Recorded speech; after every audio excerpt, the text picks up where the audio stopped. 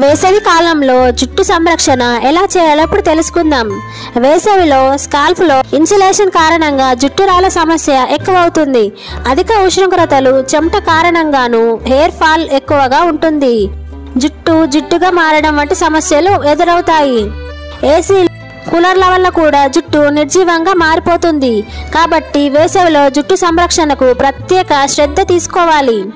వేసవిలో చెమట ఎక్కువగా పడుతుంది. దీని కారణంగా తలపై మురికి, నూనె, దుమ్ము పేరుకుపోతుంది.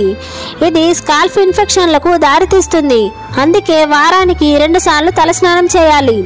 దుమ్ము, ధూళి, ఎండ నుంచి మీ జుట్టును రక్షించుకోవాలి. Scarf, sun protection, hair spray వాడాలి. వేసవి కాలంలో బ్లో డ్రైయింగ్, స్ట్రైట్నింగ్ చేయకపోవడమే మంచిది.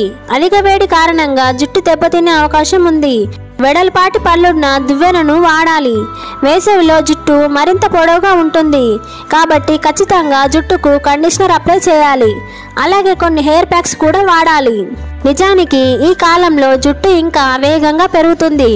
దానికి తగినట్లుగా మనం జాగ్రత్తలు తీసుకుంటేనే జుట్టు ఆరోగ్యంగా ఎదుగుతుంది.